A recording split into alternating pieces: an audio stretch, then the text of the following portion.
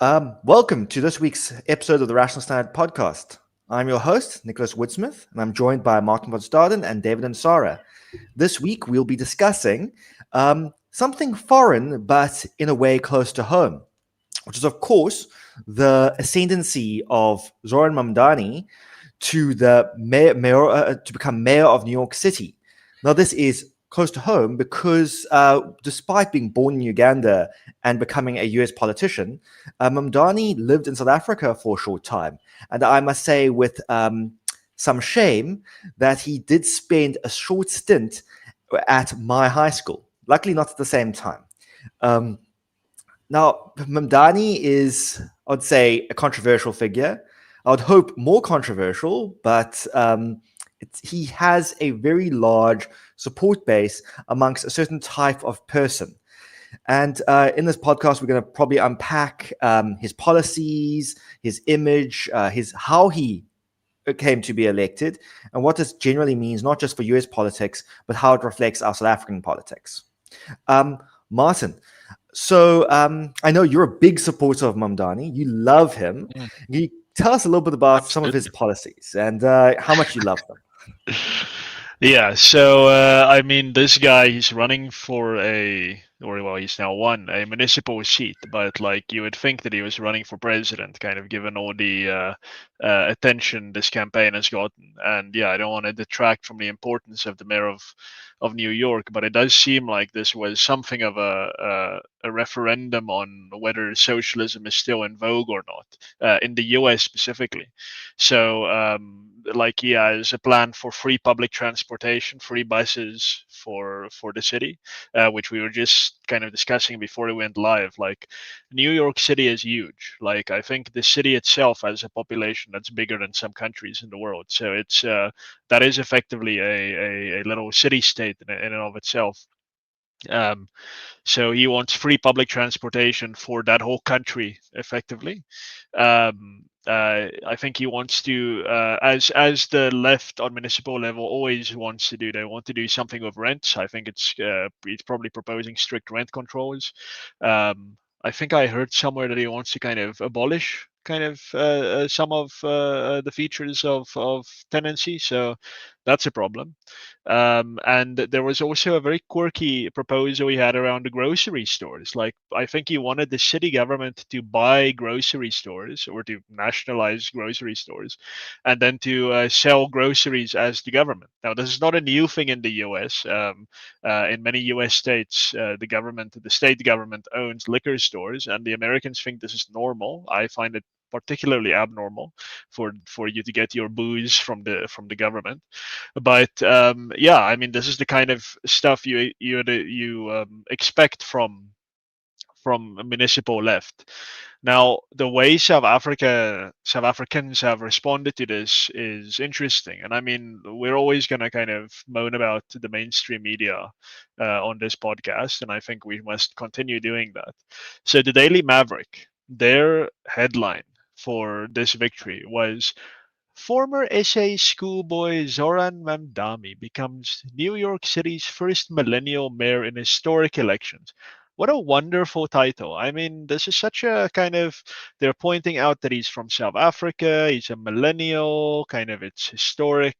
It's a nice photo of him holding hands with Bernie Sanders and Alexandria Ocasio-Cortez. And I just like I thought back to the coverage of Daily Maverick and others of Elon Musk, like also a former South African schoolboy that's now active in U.S. politics, and the headlines looked a little bit different, and I wondered aloud on X. If Willem Petzer was elected mayor of New York City, whether this would be kind of the same headline in the Daily Maverick, or would there be more political adjectives? So yeah, if I was a Daily Maverick, I would say far left.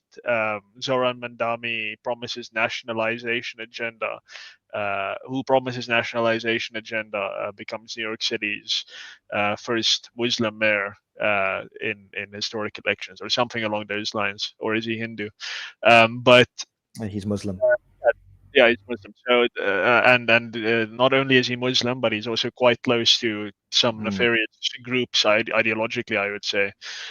So yeah, the South African left is enjoying this. Our media is enjoying this, and uh, yeah, I mean, I've already engaged with some people who fancy themselves moderate leftists in South Africa, and they're very excited about this hardcore radical socialist being elected in what is, I mean, come on, it's the world's financial center. The New York City is the heartland of international capitalism. So they're very giddy about what has just happened. And Nicholas, I think you said just before we came on that New York City has been through a lot, and it will probably weather the storm.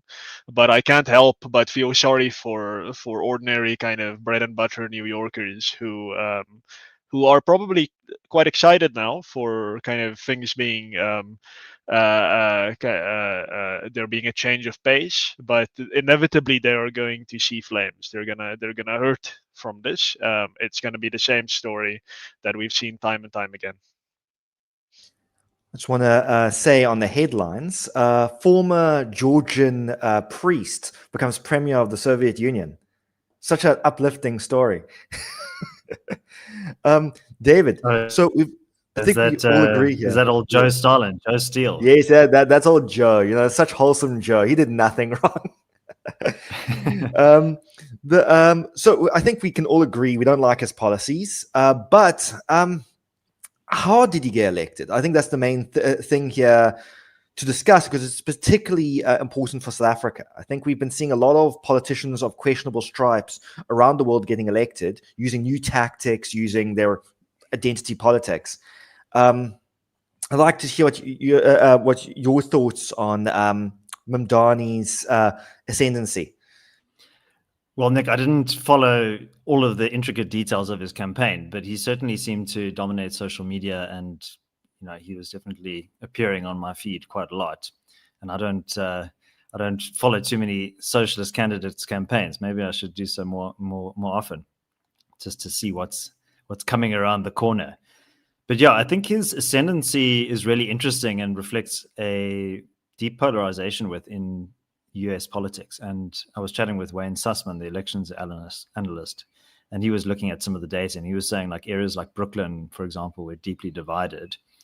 And I think part of the benefit that Mamdani had was that he was up against pretty weak opposition in the form of Andrew Cuomo, who was the former Democratic governor during COVID times. There was a lot of questions around his conduct during COVID, and Mamdani really used that to his benefit on the campaign, saying, because Cuomo would say, look, trust me, I'm experienced. He was running as an independent, but he was obviously a former Democrat.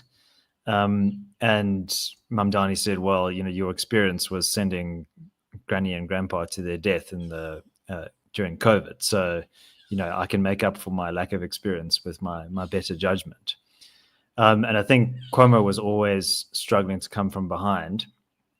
And then the Republican was Curtis Sliwa, who was, according to Benji Shulman in writing in The Common Sense, it was a 1980s subway vigilante who always wears a red beret, reminiscent of the economic freedom fighters. And he, as Benji said, didn't really have a realistic chance of winning in a deep blue city. Look, I mean, New York's had its fair share of awful mayors. Bill de Blasio, as Donald Trump pointed out, he did a pretty poor job of running New York, and then went on to go and lecture at Harvard about governance, which Trump thought was quite amusing. And yeah, I think the world of New York politics has always been kind of its own unique thing. If you think of that famous book, The Power Broker by Robert Caro, it's a real doorstopper. So I haven't actually read it, but it's, about, I think his name was Robert Moses, who was one of the city administrators who basically had an iron grip on the city and was the one responsible for the construction of a lot of the infrastructure and things in New York City, but really had all of the mayors and all of the politicians eating out of his hand. So I think there's a kind of a powerful political class there. I'm not sure whether Mamdani represents a kind of a disruptive effect to that, but there is a definite statist interventionist tendency. But I think more important is what his election represents. And I think in many respects, life has gotten quite difficult, particularly for younger people, aspirant people in New York. And I mean, I was in New York City in 2019, and it was really noticeable just how much more expensive it was than other places that I'd been to, even more so than Washington, D.C., which you wouldn't think is a cheap place. By the way, I'm wearing my New York jumper in solidarity with the people of New York City who are about to experience the ravages of socialism. Yeah, one of socialism's greatest exports is people, because people tend to flee it. Unfortunately, a lot of we also export some of our wokeness and our decoloniality and our fallism to Western countries. So sorry about that, New Yorkers.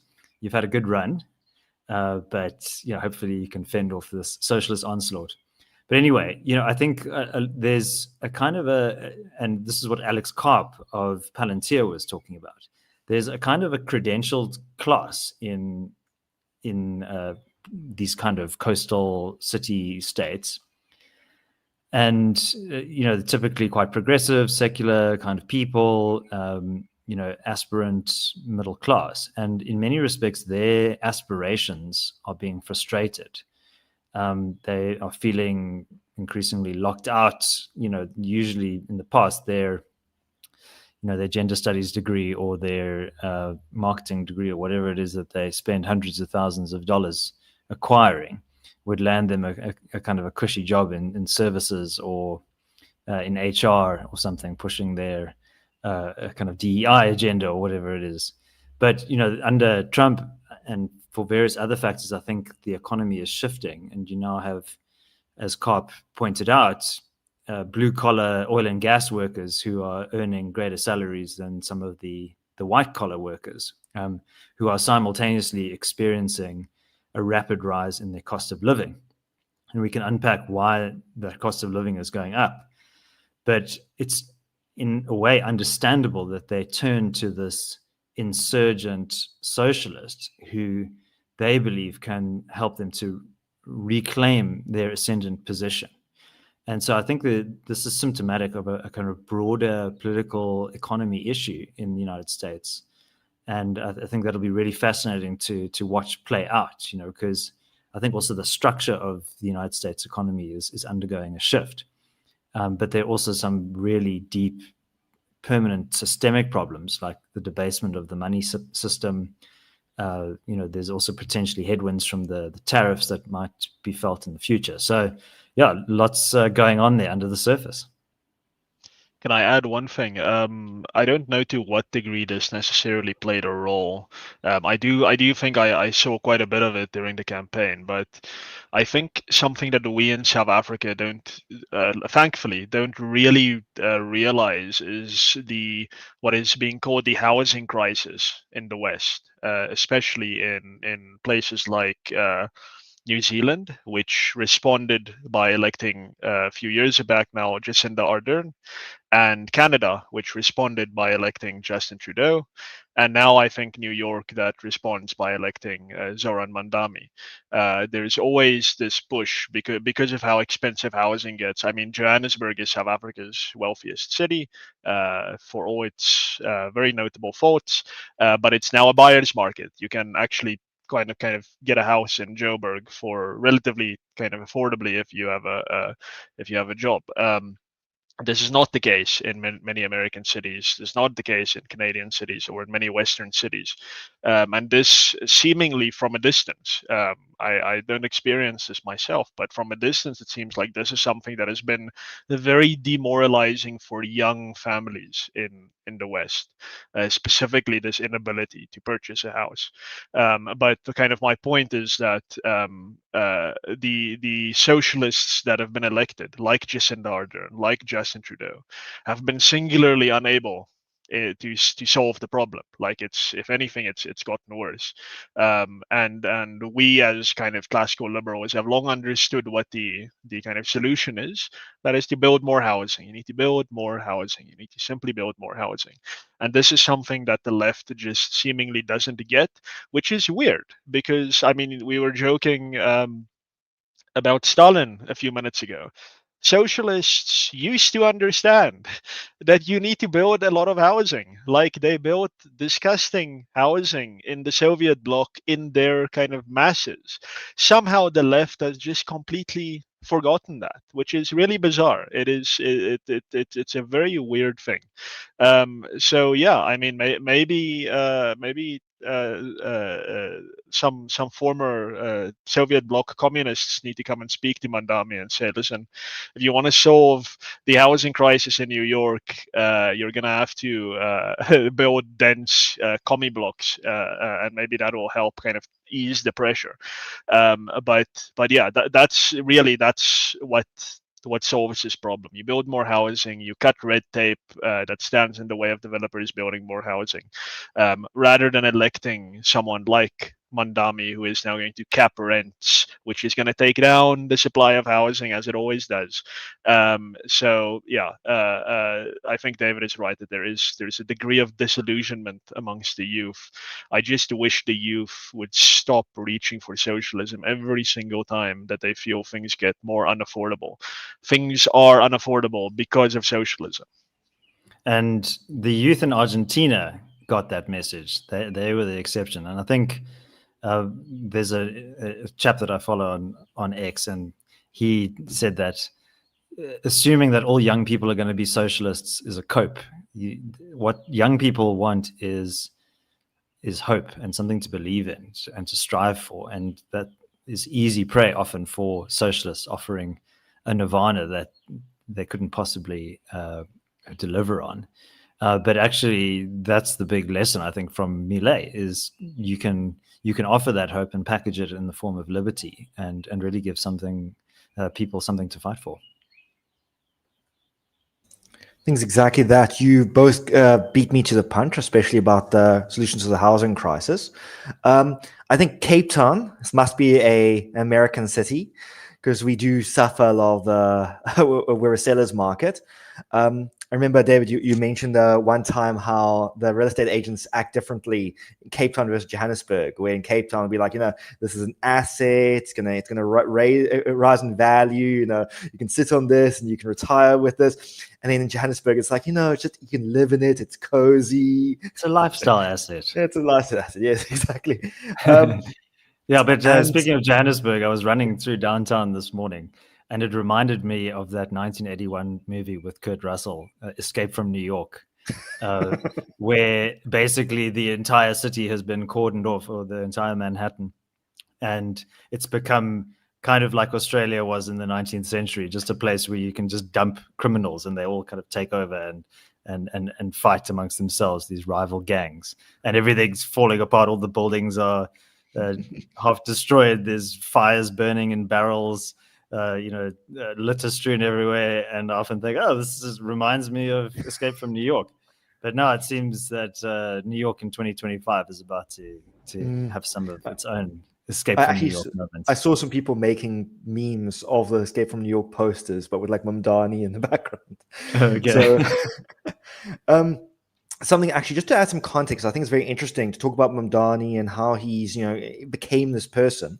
So we're talking about experience. Now, I know it might be a little bit elitist. I know it's become very popular to, dunk on old politicians and then say, oh, no, we need youth in our politics. Now, I don't agree with that. I think as someone who is relatively young, I think I'm a dumbass. And I think people who are my peers can be quite dumb, especially when it comes to municipal management. And I know that when I hosted last time, there was a discussion about the management of on local level. We talk about the DA in particular, your favorite topic, Martin, where we're talking about how the DA likes to be completely pragmatic when it comes to local governance, and they completely ignore their ideology. And now we're seeing Mamdani doing the opposite, where he's bringing in these grandiose ideological projects that are effectively, this is South Africa. These would be things you do on the presidential level. And I'm pretty sure that's the same in the US. These are not things that you do on a citywide level. The city level is to be like, okay, what are the rates? I'm going to fix those potholes. I'm going to make sure the infrastructure is working well. That's a very practical level. You can apply your ideology to it, but not in such a grandiose fashion. But I think this definitely shows his background because so he doesn't have like a law degree, which is very popular among politicians. He doesn't have a public administration degree. He doesn't even have what I would consider any of the relevant political degrees. He has an African studies degree. So his which is one of those subjects I do not understand. I hate these fusion subjects where they take topics from other subjects, which should be like history or political studies, whatever, and then they turn them into one very hyper-focused, useless degree. Gender studies is another one. And I don't even have to get into the fact that gender studies pushes weird, bad normative ideas. The fact is, it just shouldn't be a subject. What it teaches is covered in other subjects. But he's got that. His father is basically a forlist. He's a decolonial, Western-hating academic. You could drop him at UCT and be right at home. And talking about his political He lectured at experience, UCT. He lectured at UCT, I believe. Yeah. There was Mummy's dad. oh wait, Yeah, that makes sense when he was probably living here. So there was an episode called the Mamdani Affair, and so Mahmoud Mamdani, and this is detailed in that article I mentioned of Benji Schulman's. So basically, what happened was he was appointed, I think, to the African Studies Department, and he was extremely critical of this is Mahmoud. What he termed the kind of colonial nature of the African studies curriculum, which he described as a form of Bantu studies. And yeah, I mean, I think what's really interesting about Mahmoud Mamdani's background, I mean, he was born in India but grew up in Uganda. And obviously, Ugandans of Asian descent were expelled by Idi Amin. And, I think if you look at the body of work of Mahmoud Mamdani's theoretical work and in his academic work, he kind of blames the Rwandan genocide on Belgian colonialism. He's very skeptical of the idea that there was a genocide in Darfur. But yeah, there absolutely is one in Gaza. And, he also made some very strange remarks that, this is very postmodern, that we need to kind of understand suicide bombers as a kind of a unique expression of political activism, and this is somebody who lived in New York, which was subject to one of the most horrific suicide bombings in history. So, and apparently I don't know too many details, but there's a book called Slow Poison, which is a bit of a revisionist take on Idi Amin, who was the dictator in Uganda and who Mamdani is trying to fashion as some kind of anti-colonial hero. Actually there was a huge fight within UCT, as I mentioned, the Mamdani affair, which really in many ways was the watershed, was the beginning of a lot of the fallist kind of movement. And so in many respects, UCT is still dealing with that legacy today. And obviously the fallist movement was the culmination of that. I think, we often have debates with people. Often they say, does the battle of ideas really matter? Like, it's all about power, and you've got to really understand that, you're whistling in the wind if you're just engaging the battle of ideas. But no, ideas really matter, and you can see it with our ideological opponents. They develop a very coherent ideological framework, and they execute on that. And that framework provides you with a blueprint of political action. And so I think us as classical liberals need to learn a bit of that as well, a bit of Machiavellianism, hey, Martin. I didn't know that I could actually dislike Zohran Mamdani more and his father more. I knew about the Idi Amin stuff, I knew about all stuff, but like the fact that this is the guy who caused fallism in the long run is It's not good. Also, I just his Wikipedia page. You can see it's been captured because they're trying to pitch it. They're saying that he had disagreements with the, and in brackets, mostly white faculty, as if that's relevant. Yeah, and he was suspended and he later resigned, which means he was kicked out. He did it politely, and they call it the Mamdani affair. Yeah, it's A moment when the UCT still had some reason. yes. Yeah, and I think just getting back to Zohran, his mother is Mira Nair, who is a very famous independent Indian filmmaker. So I mean, I think also what was notable about Zohran's campaign is he kind of fashioned himself as a bit of a victim. Yeah. Like that there's this this overwhelming level of Islamophobia in New York City, which is not really a place you'd associate with Islamophobia. It's not really a wedge issue. But his father is this celebrated academic, cosmopolitan. His mother is this, globetrotting filmmaker. He's gone to school all over the world. He's gone to the finest Ivy League universities.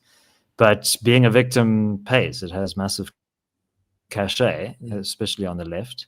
And so you have to choose your victimhood wisely and use it to advance yourself up the ladder of power.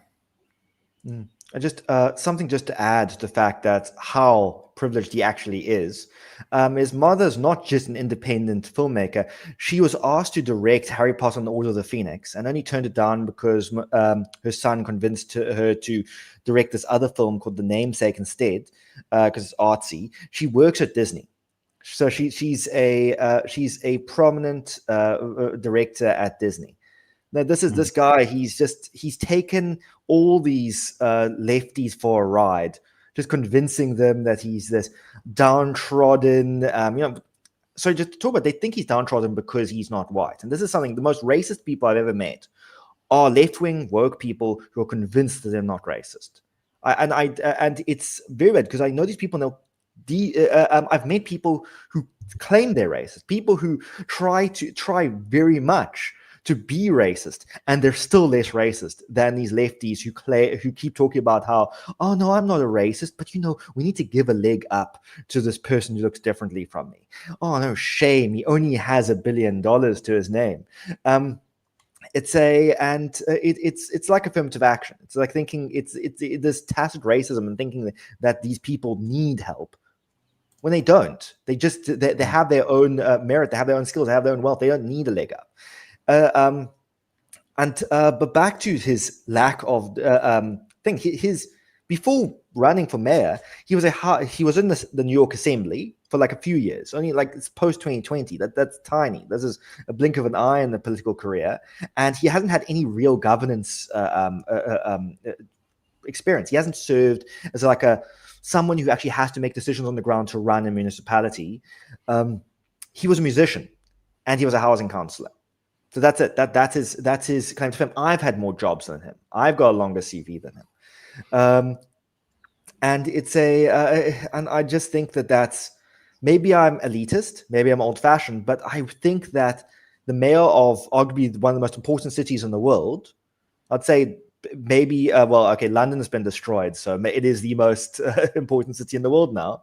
And he was a musician. Who could be a musician because his parents are rich.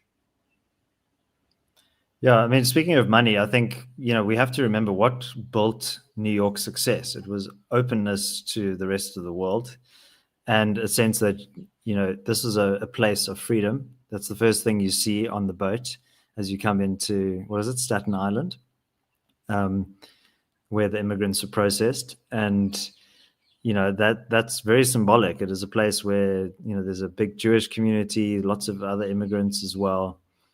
And, the key to its success was this kind of freewheeling, hard-nosed capitalism. I remember when I was in New York the last time, there were, so many wild characters that you bump into on the streets, and people really have this kind of sense of like, don't mess with me, I'm a New Yorker. I remember ordering a slice of pizza from one of these pizzerias, and I was sitting there eating it with a knife and fork. And there was this these two big kind of motorcyclists next to me, and they're like, "Hey, look at this guy! He's eating pizza with a knife and fork." And they weren't shy about making fun of me, but I guess I deserved it. But I was drinking my tea from this John Lennon tea mug. All you need is tea. And John Lennon fled the United Kingdom for tax reasons because the British government at the time, imposed very onerous taxation on intellectual property. So the Beatles registered a lot of their trademarks in the Netherlands, and then he would live in the United States. And there were other reasons. It was the kind of center of the entertainment business and so on. But that is what made New York great in the first place, was being this magnet for talent and capital and opportunity. But my fear is that under Mamdani, that's going to lose that, and it's just going to become this kind of weird, descendant kind of city where it's on the way down, and it's very difficult to get your way out of that hole once you sink into it.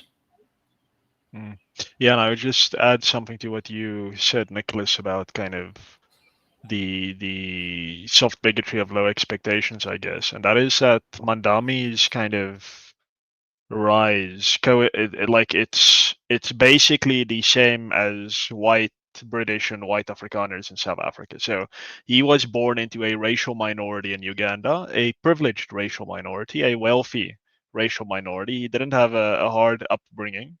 They immigrated to Cape Town. They weren't refugees to Cape Town. They immigrated to Cape Town because Mahmoud received the head of African Studies at UCT. So they immigrated as a wealthy family to Cape Town. And then they immigrated as a wealthy family to the United States. And that story is completely indistinguishable, again, from someone like Elon Musk. He was born into a racial minority in South Africa, a wealthy racial minority. And yeah, he had a privileged upbringing, and he managed to immigrate to the United States. But the treatment that both receive, given their background, is completely kind of 180 degrees separated, because Mamdani is brown and because Elon Musk is white. So I think these things just have to be pointed out ad nauseum. It's an uncomfortable kind of conversation, but there is something wrong with that, because he's being stamped a victim of something, despite his whole kind of career and his whole life really having been quite privileged. And he just happens to have adopted socialist positions, and therefore that makes him this kind of virtuous person. So we have to keep pointing that out. Forget about the American press, specifically for the South African press, because this is now a thing in South Africa. I see how giddy our and I understand our radical left is obviously very happy about it, but I'm very interested in our moderate left. Like I've seen practicing advocates, white guys, white men, just kind of being like, "Oh, this is wonderful. This is a step in the right direction."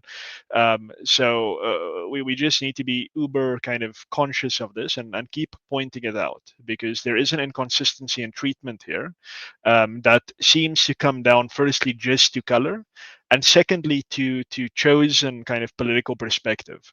If you decide to be a capitalist, if you decide to take capitalistic views, then somehow you are privileged if you've decided to adopt certain views. If you, despite your privilege, adopt socialistic views, then you're disadvantaged. All of us know Magatuwade from kind of, I think she's associated with the Atlas Network. She is one of the few kind of voices on the continent who is a very rabid radical for capitalism, and she gets a very hard time from kind of the media, from the left, but any other socialist voice gets coddled.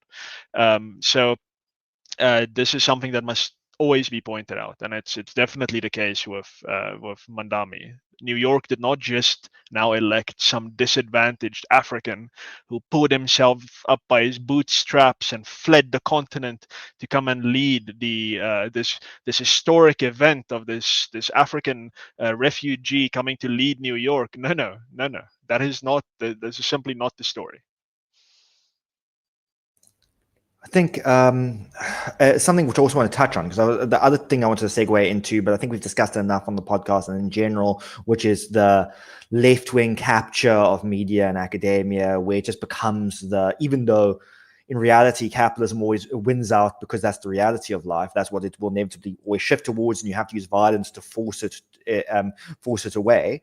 But everyone likes to pretend that, we're living in a state of evil and that socialism is great, and let's just ignore everything that happened in over half the world only a few decades ago, and currently still in quite a few places. But something I want to talk about before we move to our next topic is almost, and I'm going to put my feminist hat on here, my critical feminist hat, and is that there's almost a fetishization of Mamdani as well. And I'm getting this on my feed, so now you guys have to know about it now as well. And I didn't choose it. Facebook's forcing me to look at this stuff. Is a lot of people on the left on TikTok, which is a Chinese propaganda app. That's straightforward. So they're going to push who they want to push. And I do believe in the conspiracies which believe that the PRC is using TikTok to effectively destroy the social fabric of the West. I think there's no other alternative. TikTok is such a dreadful platform. But TikTok's being used to push this idea that Mamdani is attractive and that they need to vote for him for that reason. And it's working a lot. I've been seeing way too much content for it to be just a coincidence that young women and gay men are voting for Mamdani because they find him attractive. And and I know that this was actually similar with Justin Trudeau as well. And that is this I know that I think we have mutual friends on Facebook who will discuss that there's a general problem with particular demographics. But I think it is a huge issue of how simplified our politics has become, where people will, I think we could say they Instagramize our politics. Yeah, that's the halo I would effect. say this started with a halo effect. Yeah.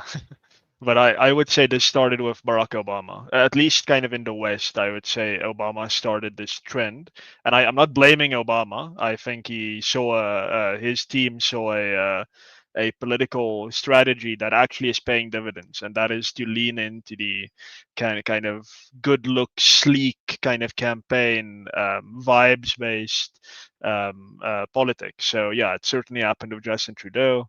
It happened with Jacinda Ardern. To some degree, it happened with Cyril Ramaphosa. There was a lot of emphasis on him being this kind of eloquent, this eloquent charmer, whose politics is indistinguishable from his predecessors. Like his politics is completely indistinguishable. You don't understand. He jogged jogs at in Sea Point. Yeah, you should vote for him. He's going to fix the country. That's sleek campaigning. That's it's a well-oiled machine. But his politics is indistinguishable from Jacob Zuma's, and that just didn't matter. His politics was indistinguishable from Nkosazana Dlamini Zuma's. It just didn't matter because it was a sleek campaign. It was based on charms and vibes. So yeah, I would say that kind of comes from Obama. I wouldn't say it was the first, but I think the Chinese now. I think you're probably right about TikTok. I still think it shouldn't be banned. I mean, if the West is that easily kind of propagandized into kind of ruin, then absolutely the West deserves it. But yeah, I think that's probably right. I would say that makes sense to me. But yeah, I guess the counter to that is that Donald Trump did win the last election, despite those odds, despite his opponent having had the kind of sleek campaign, the kind of TikTok wave behind her, and so on. And Donald Trump is not a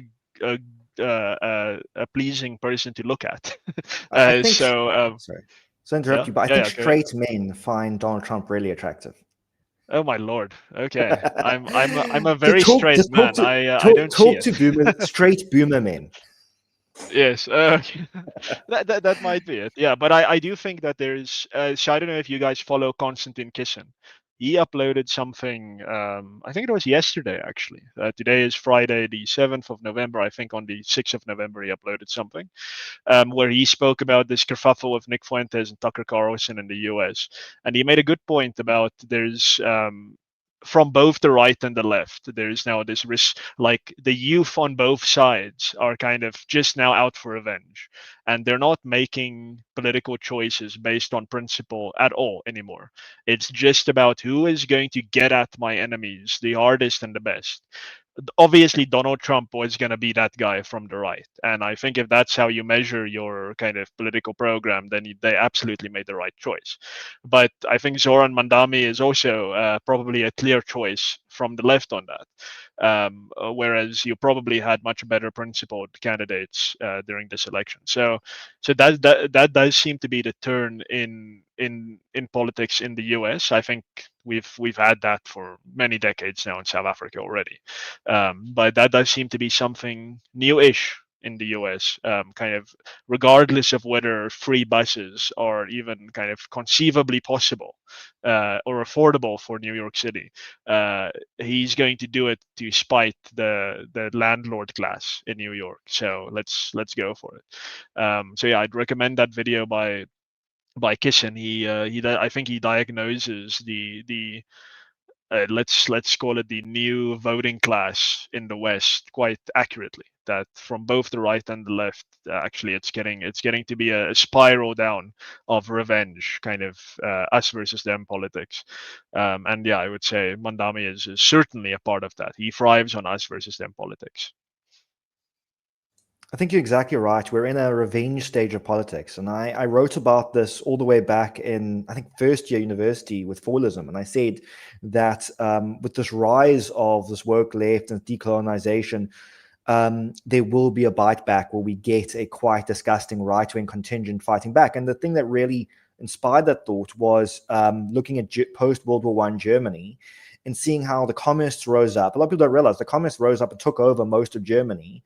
And they were so violent, so vitriolic and dreadful that the moderate government of Germany ended up having to compromise with this paramilitary organization called the Freikorps in order to help fight them and help get them out because they were so destructive.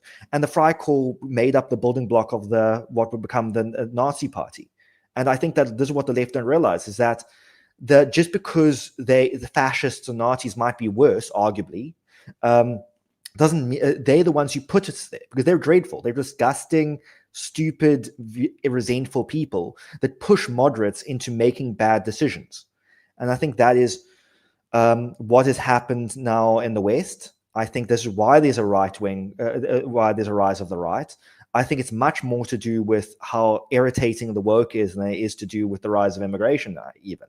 But I think that is a good place to change to our next topic, which is a little bit closer to home, but still with an international flavor, which is that South Africa will be hosting the first G20 summit on the African continent.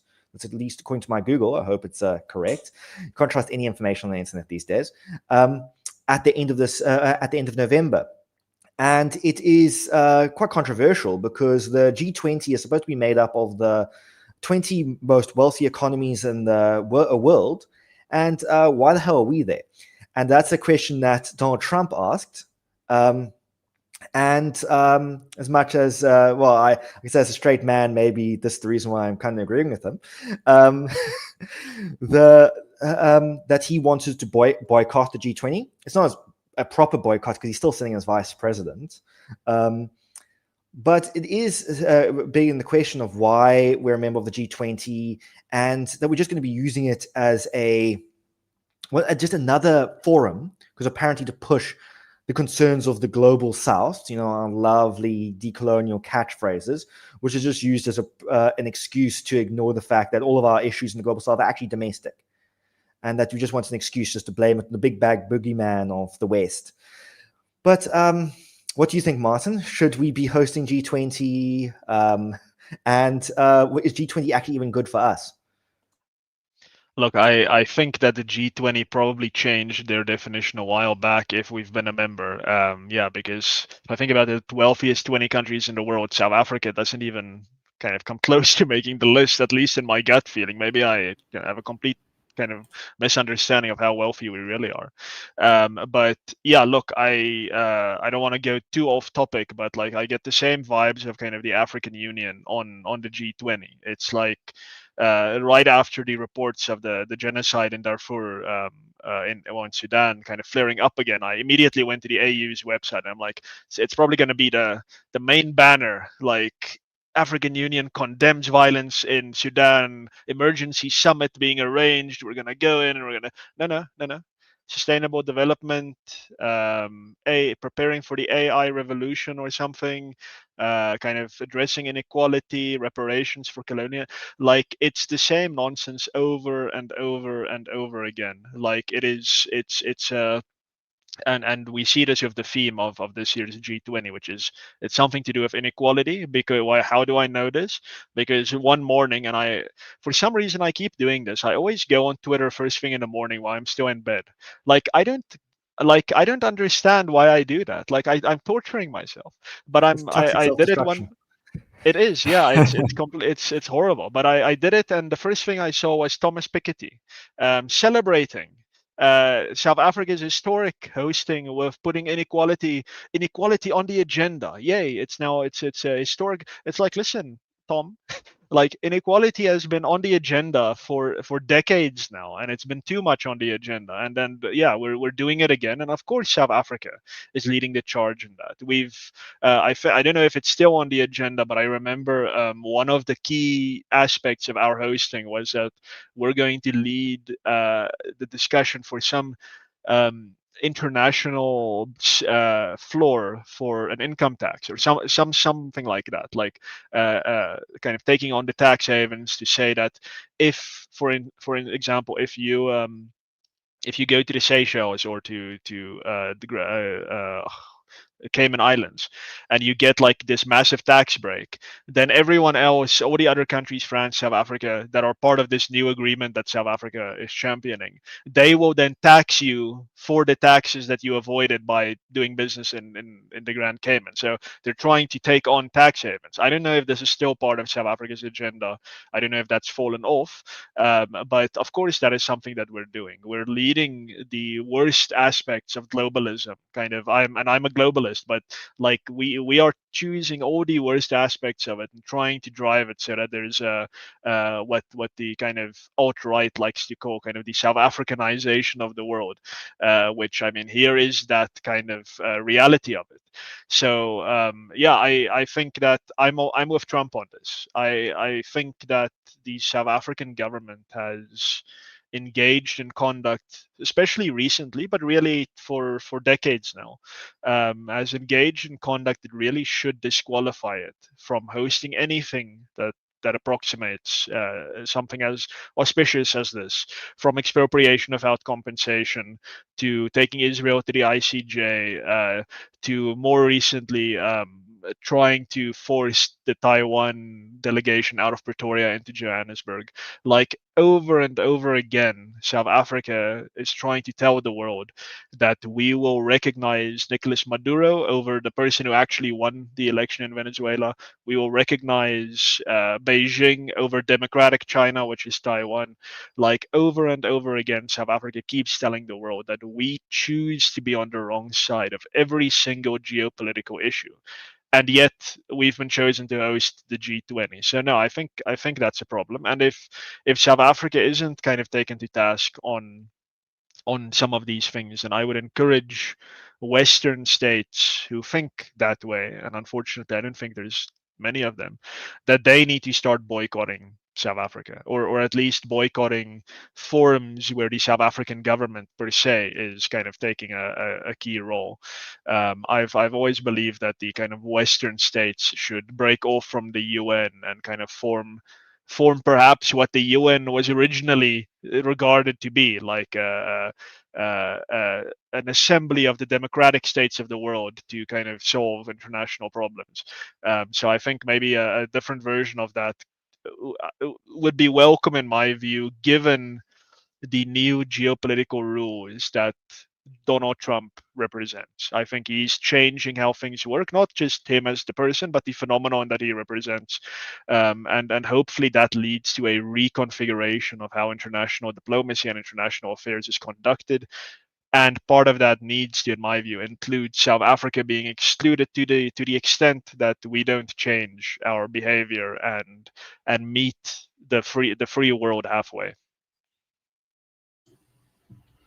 Yeah, so I mean, if you go back to the origins of the G20, it was really in the wake of the global financial crisis in 2008. And it was kind of this emergency summit to convene global leaders to figure out how to deal with the chaos that was rippling through the global financial system. But my take on the GFC was that that was ultimately state-led moral hazard, that entities like Fannie Mae and Freddie Mac were providing implicit guarantees to these big financial institutions that were able to take excessive risks, and knowing that if things really hit the fan, then they could go to daddy government for a big bailout. And that's what they did. Just as Bush was leaving office and handing over to Obama, Obama came with the TARP program. What was it? The Temporary Asset Relief Program, something like that. And so G20 was really formed in haste. I'm not really sure about what the use case is for the G20. I mean, Martin said, there should be a club of kind of Western liberal democracies. And in many respects, you have the G7. It used to be the G8, which after Russia's naughtiness, it was expelled. But, that's the United States, Canada, France, Germany, Italy, Japan. I don't know if I've gotten all of them there. United Kingdom.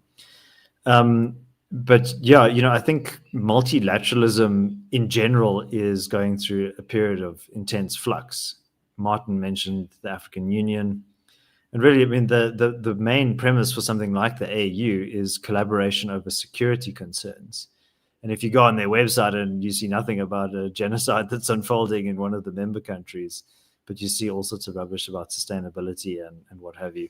By the way, the motto for the G20, Martin, just to correct you, is solidarity, equality, and sustainability. 3 very important principles. Much better.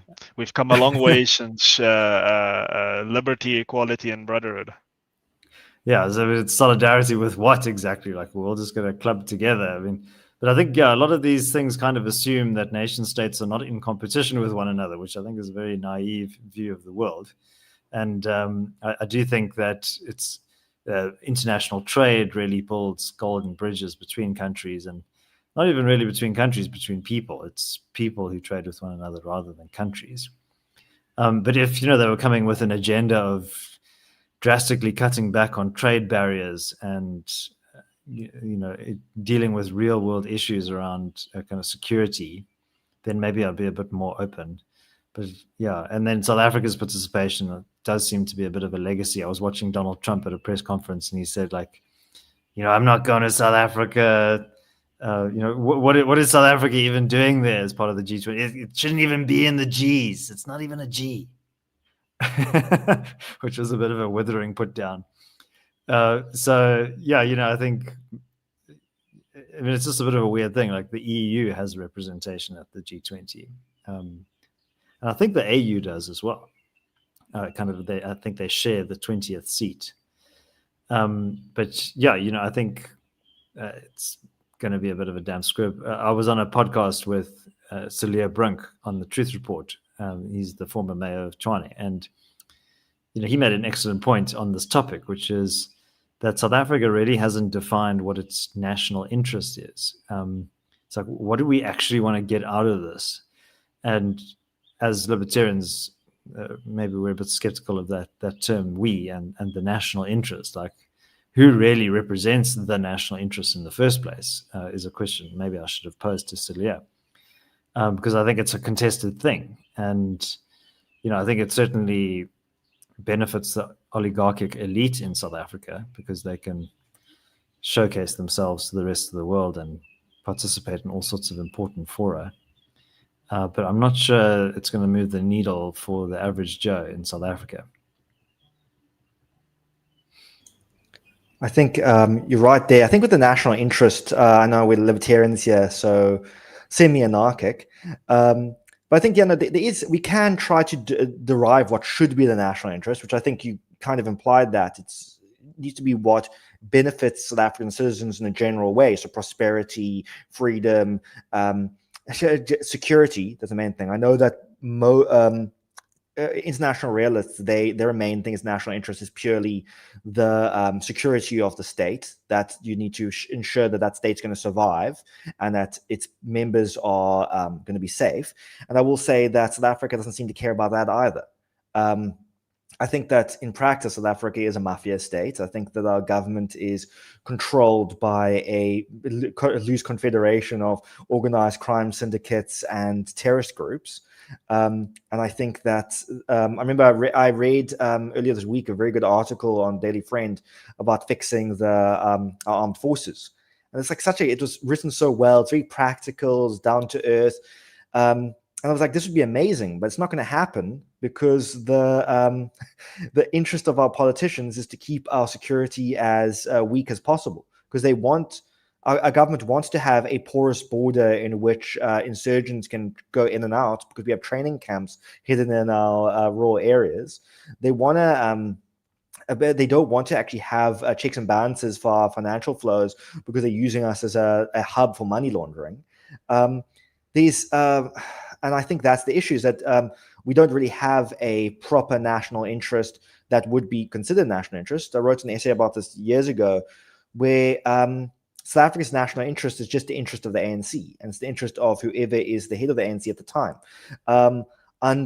Even under Mandela, the Saint Mandela, it was basically enriching the ANC. He made deals with Gaddafi, and he made deals with the president of Indonesia at the time, to take money, not for South Africa, but for the ANC, to enrich the ANC, and that informed their foreign policy. They would provide interference, and they're still doing it today. And I will say that it's not necessary. So, and I think that the question of did Iran bribe South Africa to take Israel to the ICJ, the question is, is it Iran or is it Qatar? That's the question that should be asked, because they took money from someone. And there's just too many unanswered questions around that. And I'm going to be frank, if they didn't take any money, what the hell? Then nobody benefited, because there's literally no other reason to do it. So they just going to be, if you're going to be dumb, at least be paid for it.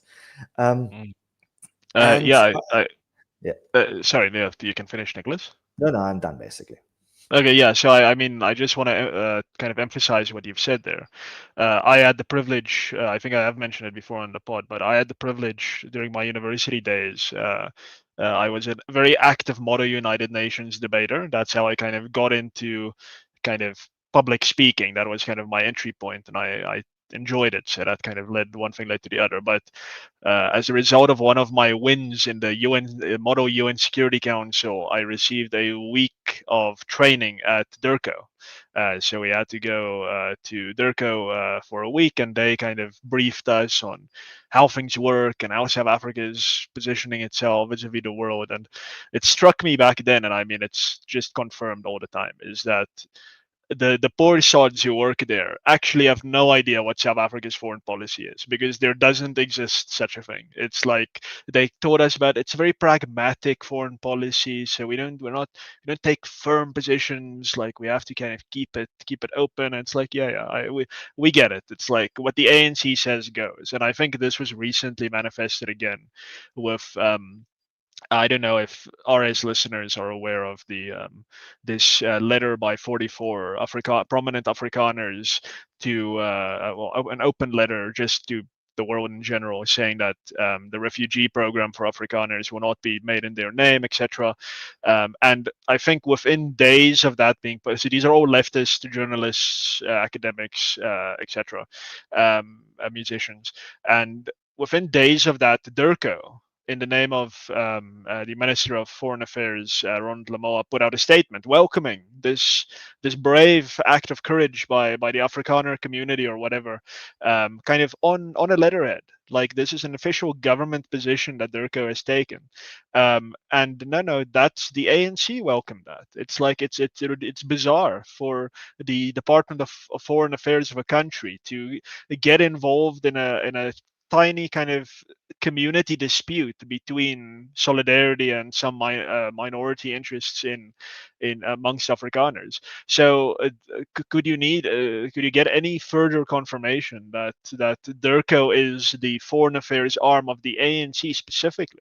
And I mean, the DA, I think, people in the DA and the Freedom Front, etc., kind of complained after the GNU was formed, saying that the ANC just wouldn't kind of give up anything of Durko. Like, they wouldn't give up a smidgen of foreign policy control. And I was very naive about this. I thought that actually, if the ANC was going to concede in this new coalition, it would concede some foreign policy points. I, for instance, thought that the ANC would abandon the litigation against Israel very quietly, kind of not make a big splash about it, but quietly just let it go away. But none of that happened. So clearly, foreign policy is to the ANC is an extremely important part of their kind of arsenal, which is, it's weird. I mean, it's a bit odd to me. I think it makes sense if Qatar or Iran are basically paying ANC debts, then it makes good sense. But even then, it seems odd to me that the ANC would be so hyper obsessed with foreign policy, just because it doesn't seem to be paying dividends in kind of, for South Africa, certainly not, but not even for the party. It doesn't seem to me that the ANC is a great beneficiary of its cozy relationships with Venezuela and with Russia and so on. So I find it a bit odd, but that just seems to be the status quo. There's nothing South African or public interest or national interest about Durko, about South Africa's foreign policy posture, and that includes the G20 hosting. This is the ANC hosting the G20 effectively, and that is why all these weird socialistic kind of transformationist egalitarian things are on the agenda. So no one asked us as South Africans. We didn't have a national dialogue about what should be put on the kind of G20 agenda. This is something that the ANC, with its complete control of Durko and of our foreign policy apparatus, just decided for itself. So yeah, and just again on that score, Donald Trump is right. I mean, these 19 other countries or whatever who else is represented, they don't actually need to be lectured by South Africa's ANC for 2 or 3 days. But maybe there's one good thing that comes out of it. We'll see, and that is that maybe Cyril Ramaphosa sees this as his last big thing, and he resigns as president shortly thereafter. Here's hoping. Not having to look at that guy's mug for the next few years would be a welcome development from the end of the G20 summit. Before I get to you for your closing remarks, David, just my brief closing remarks piggybacks on what Martin just said, is I think that it makes perfect sense for the ANC why they want to keep such tight control over Durko, is that the ANC has two main priorities. It's ideological legacy from the liberation struggle, where it's got this loyalty to a fictional Cold War that's still ongoing in their head, and they're obsessed with this, because ideology is a big part of the ANC, and two, corruption. And we know the corruption part, we know that they took tens of millions of dollars from dictators to run interference for them in international organizations. But also, I do believe that they genuinely and sincerely believe in this decolonial global South struggle, and they will want to keep hold of Durko because that allows them to fulfill their Marxist academic fantasies. David, your closing remarks. Yeah, look, I think Martin mentioned that he's a globalist, and I think we need to distinguish between globalization, the free movement of goods, services, and people around the world, which is a great driver of prosperity and flourishing, and also globalism, which is kind of these unelected institutions and bureaucrats that make decisions on your behalf across borders that you have no control over. I mean, this is really one of the impulses behind Brexit. Our Brussels effect paper that we released, was it last month, Martin? That was really about the exporting of EU regulations to the rest of the world. Like when you go onto any website, you now have to accept the cookies and all of this stuff. That's all comes from overseas. And a lot of people were jubilant, celebrating that South Africa's off of the grey list of the Financial Action Task Force. And I remember when we went onto the grey list, I was very concerned. I'm like, this is very problematic that our governance and everything is being flagged by investors. But I kind of thought about it a bit more deeply, and I guess this is part of my ongoing radicalization. And I thought, who are these people? And actually they use those rules to impose surveillance on your financial flows under the guise of anti-money laundering and anti-terror financing. So you just be careful about ceding too much sovereignty to these entities. When we saw it in very damaging detail during COVID with the WHO. There were directives coming from, I don't even know where the WHO is headquartered. Is it in Switzerland? Geneva. And yeah, so, and one moment it was, oh, you don't need to wear a mask. Oh no, you definitely need to wear a mask. And then, no, lockdowns are acceptable. I mean, look, it was a chaotic time, a lot of moving targets, but this was the central authority that was dictating lockdowns on the rest of the world. I mean, that was hugely damaging for personal liberties and economic freedom. So, this is not kind of cranky libertarian paranoia here. This is, there's real world consequences to these kind of centers of power accumulating too much authority and control. I think that actually shifts some of what I used to believe, which is that I used to be a very big believer in these global institutions, especially like the ICC and all that. But I think that there is a mix, that all these people are from different countries, and that it's not the institution acting by itself. They're just going to be imposing their own national interests and their own national ideologies onto other countries. I think that's a good place to end this episode. This has been a very interesting topic. I feel even more ashamed of Mamdani, sharing a school with Mamdani, even though it was only for 2 years. But you didn't come out as a communist. What happened to you? Well, he was in the primary school I saw. He was only there when he was 7, and I was in the high school. So maybe there's a big difference in the way they were taught. We know sharing is caring. So primary schools are basically just communist ideological training camps. Yeah, exactly. But this has been this week's episode of the Rational Side podcast. We've had some very interesting stuff to discuss. I think, and I'd like to, if you're interested in what we have to say and our beliefs, make sure to visit the rationalstandard.com or freemarketfoundation.com, where Martin and David are from. And make sure to subscribe to us on YouTube, on our Substack. Follow us on the website formerly known as Twitter, and on Facebook. Thank you for joining us, and we'll see you next week.